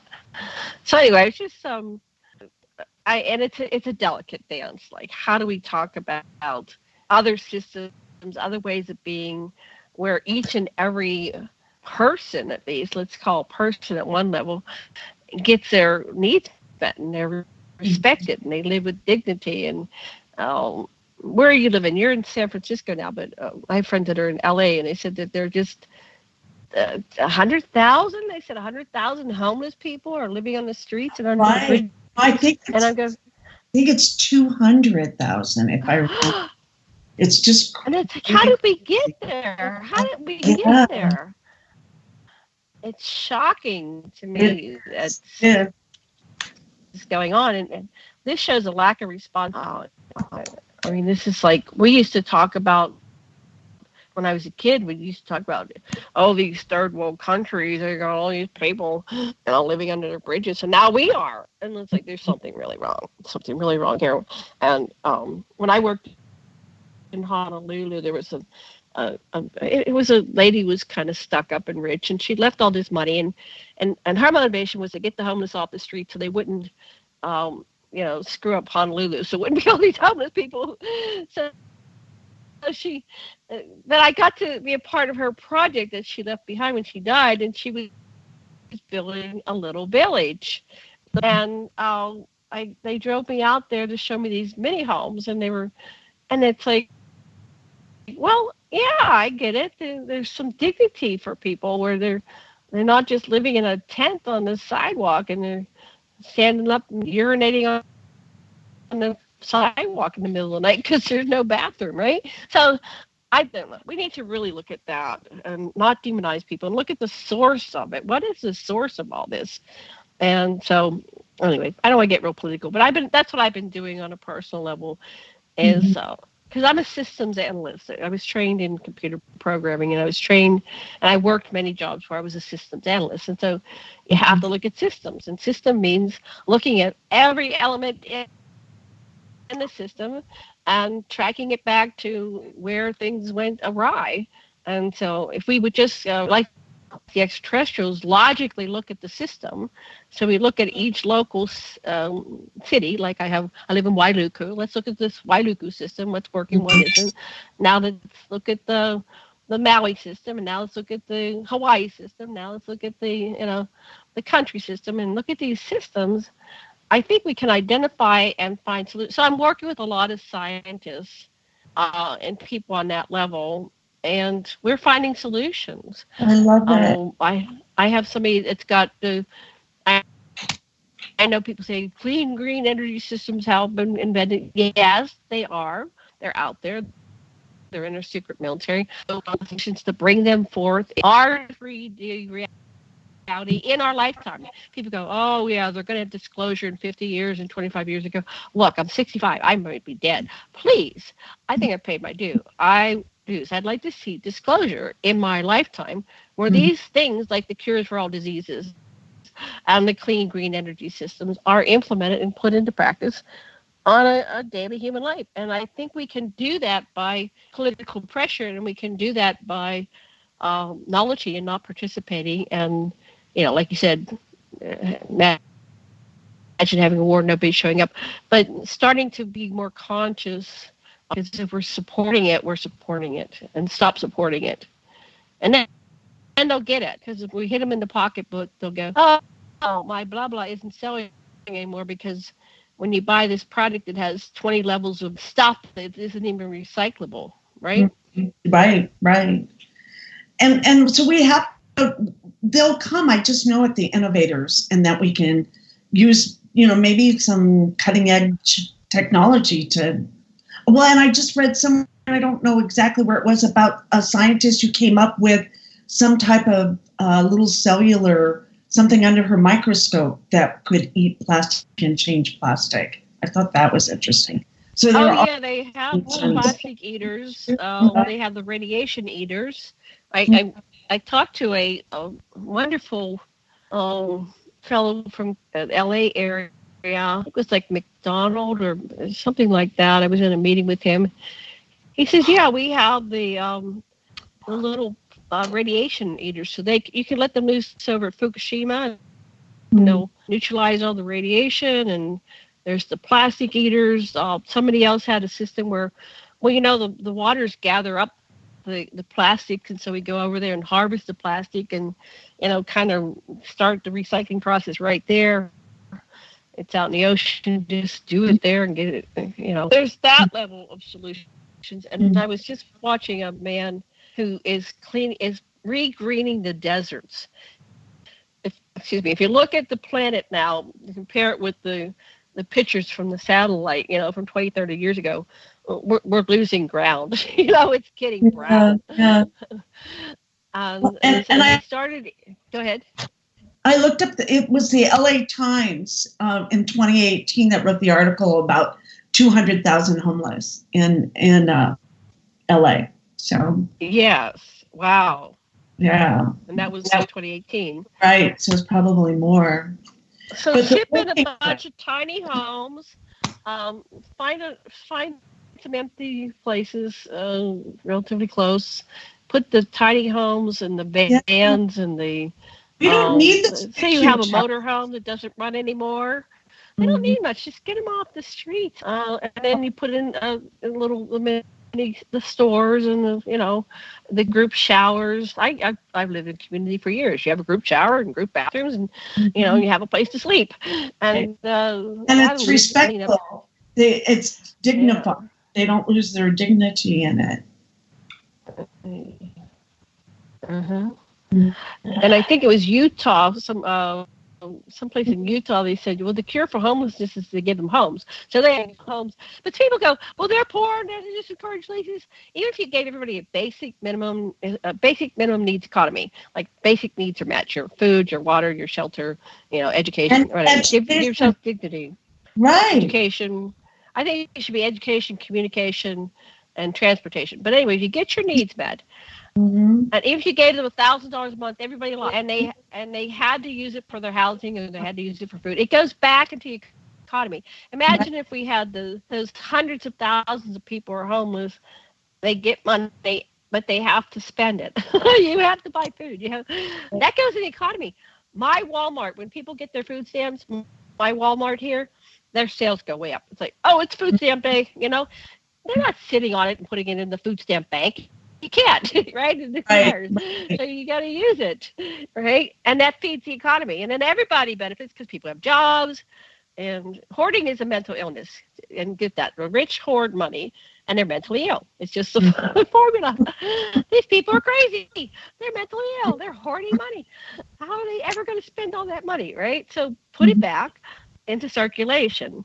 And that's what the ET say. Nobody hoards money in our societies. It's all like Ubuntu contributionism, and everybody wants to sit around. They want to do something. Can I have something to do, please? And they do. They contribute. Maybe I'm insane, but I just think that people naturally want to do something. You get bored sitting around, but we have a whole generation that's taught to be couch potatoes, but they're going to die. You have to move or you die. Well, that's because that's one thing you can be certain of while you're here is that there's going to be change in your life. Nothing remains the same. Right. And as we're talking about that, my friend just sent me Organite.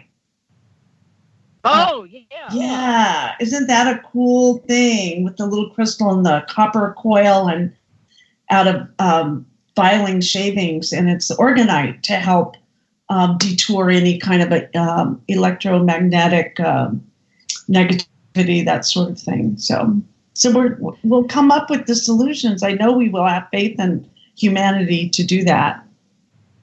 Yeah, and they've already, everything has already been invented. Well, I'm getting feedback.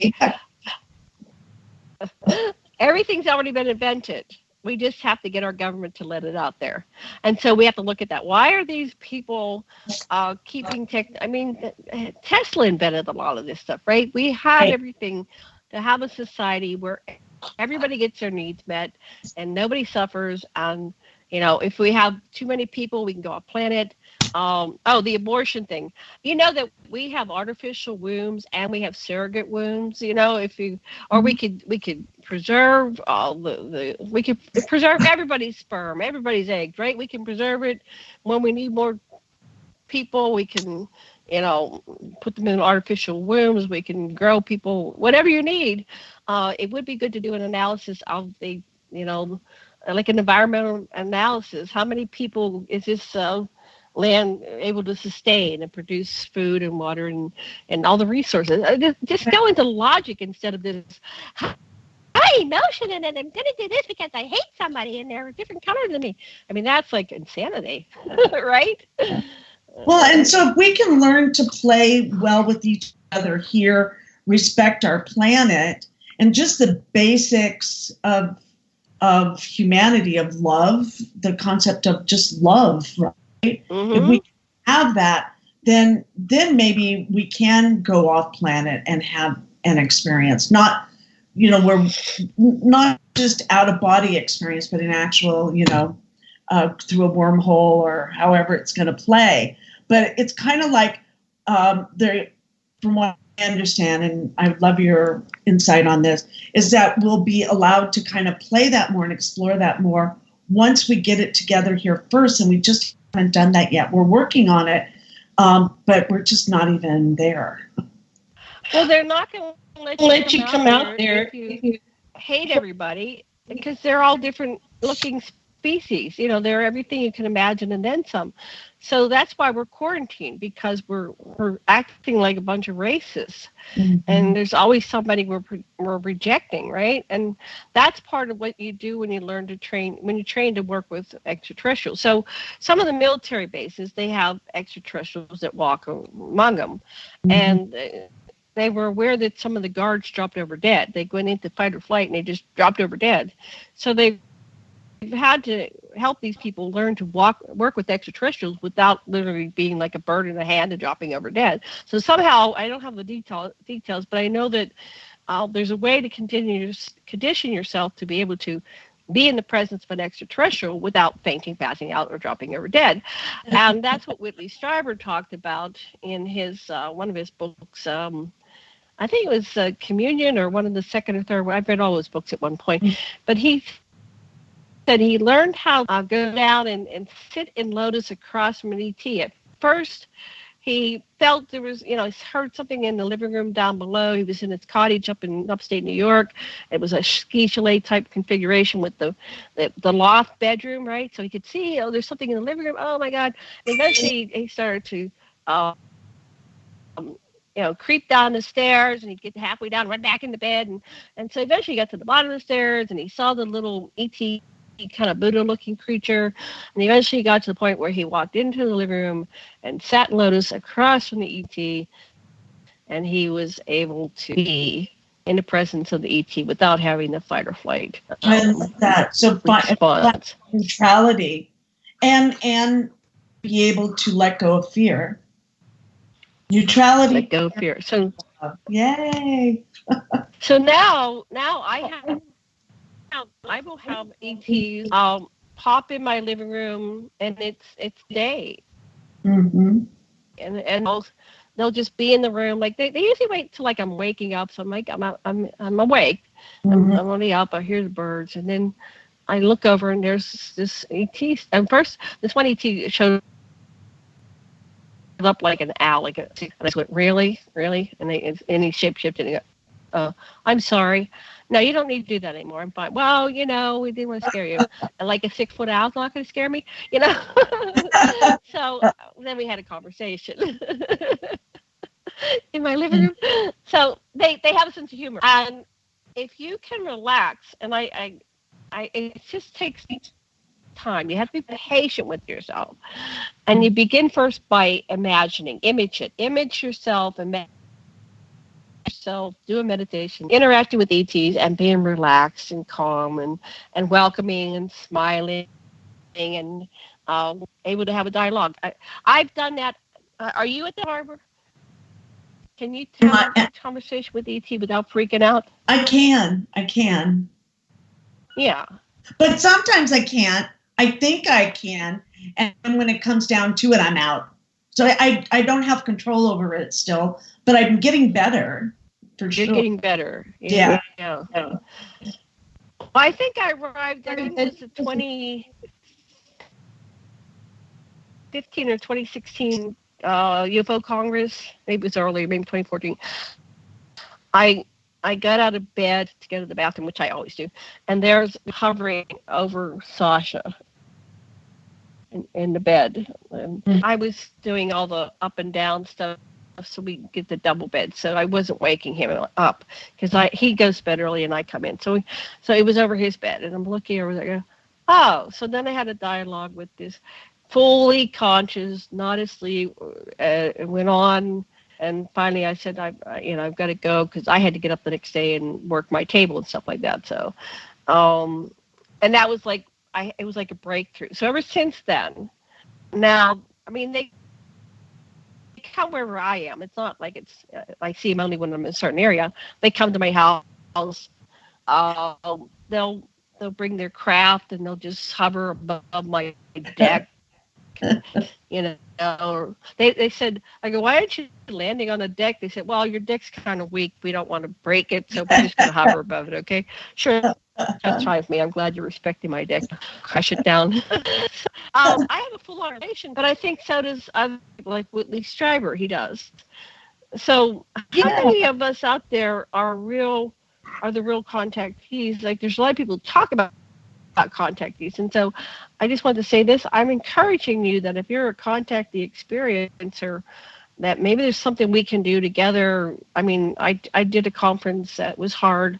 I'm still recovering, but maybe somewhere we can do a workshop or seminar where there's just a smaller group, and we can all teach each other how to relax around ET and call them in and do some hypnosis and recover our experiences and hold space for each other and cathart and reprogram and scream and yell and cry and be blissed out and everything until we're all kind of neutral. We got to get to neutral point where relaxed. I think I'm pretty good myself with it. I think I am. But I haven't had contact in a little while that I'm aware of. I know I'm having it, but I'm not fully aware of it. So that's an interesting place. Seems like it all happens at once, and then for me, then it's nothing for a while, and then it all happens at once. Well, I know they still use dream memories. So, like they use the owl, and I don't know why they do that, but last night they said I was in Australia, and they go, "Oh, come on, this is in Australia." And then they're okay. They go, "Yeah, you're right, it's not Australia." Okay, it's very interesting. So, invite them. I get sad if they don't contact me. I do too. Because they're my family, like your family, right? I have one last question before we call an evening. And the question is, if you could go right now to anywhere you wanted to go off planet, where would you go?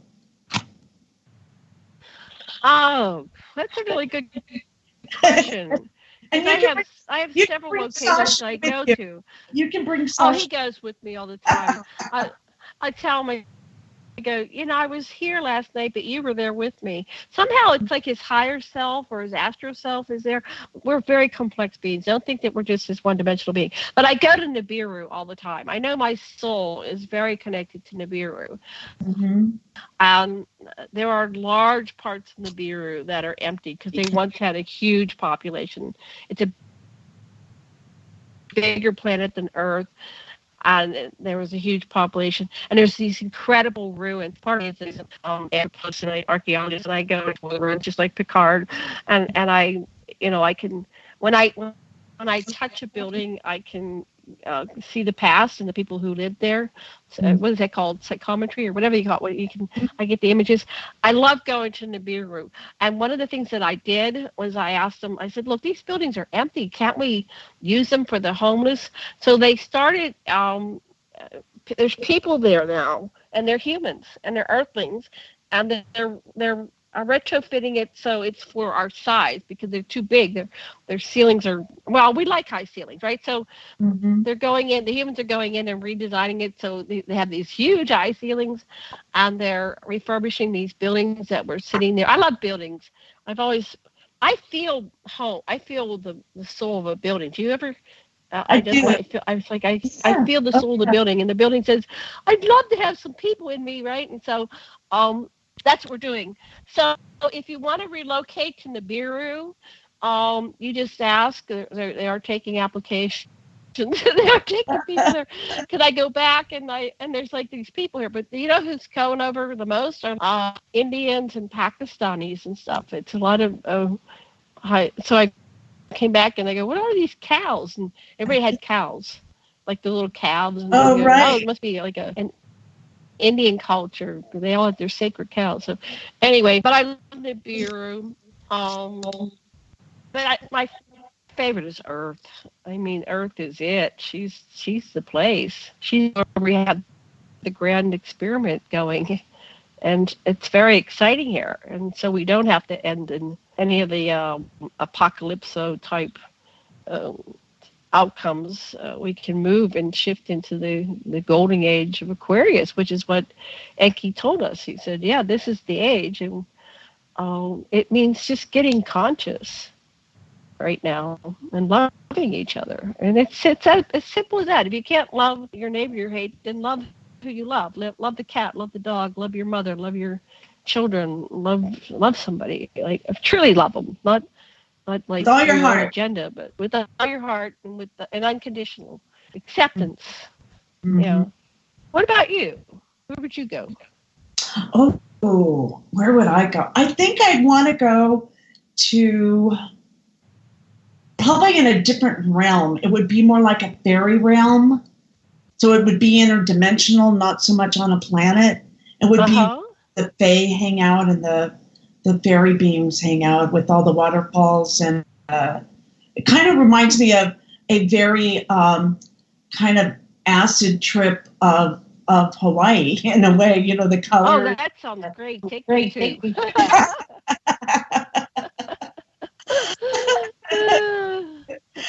where you be fun. Just have all that love there and all that beauty and the smells and the taste and all of that would just be. I love it there, and where you get to heal yourself, and gather your mana, your prana, your ka, your chi, or whatever it is, and then get all filled up like shiny ones, right? Like you're on Anunnaki, and come back, I guess. That sounds like fun. Yeah, it's been a while since I had a vacation like that. Let's go there. Okay, I'm in agreement. Well, thank you. Beam me up. Yeah, beam me up, right? Or we just step right over. We'll just jump. We'll just ready, go. Ready, go. Well, right. If you envision it, it will. Yeah. You can create. See, this is the thing. We are the creators. We can create anything. So envision it and you can make it happen. Yeah. Even if you just go there in a meditation, what do you think is happening? You're actually, when you image it, you imagine it, and there's a part of you that actually is there. Right. And don't take my word for it. Do it. Do it in a meditation, and you'll go, wow, I was really there on some level. Yes, for sure. It's been proven. So, so thank you for being on our show this evening, and they can find you at Janet Kira Lessin. That's JANETKIRALESSIN, and that's on Facebook, and also on Amazon. You have all of your amazing books there.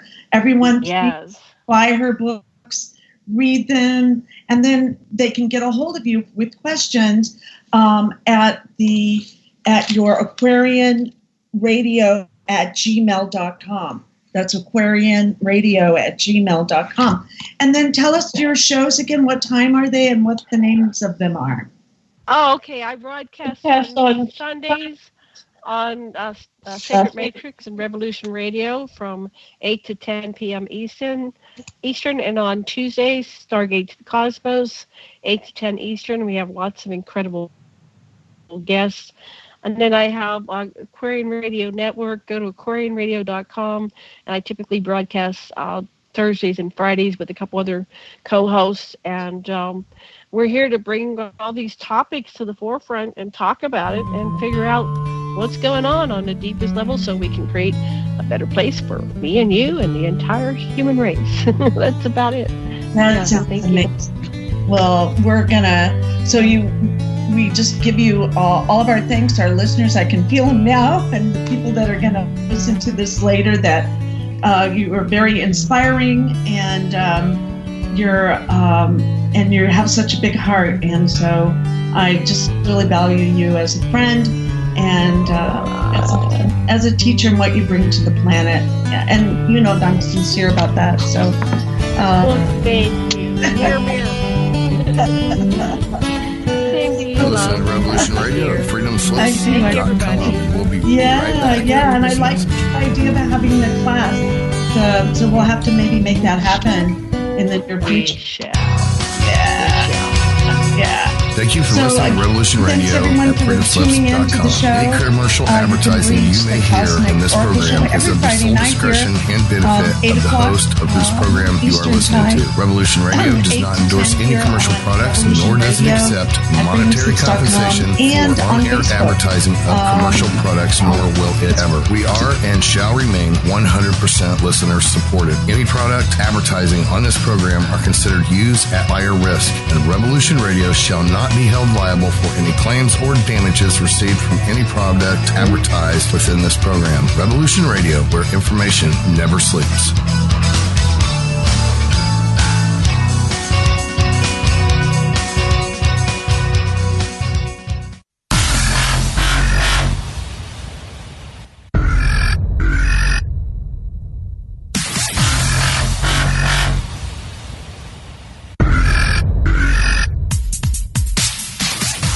Thanks for tuning in to Revolution Radio. Here at Revolution Radio, we are listener-sponsored and commercial-free. But there still are bills to pay. In order to raise some needed funds to cover the cost, our station is offering a silver special.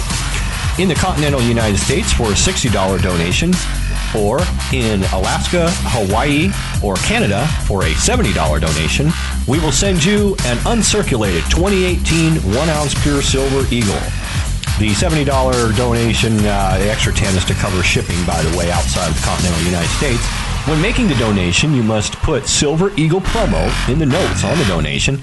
And thank you for tuning in to Revolution Radio at revolution.radio and freedomslips.com. Without you, there is no us. Revolution Radio, where information never sleeps.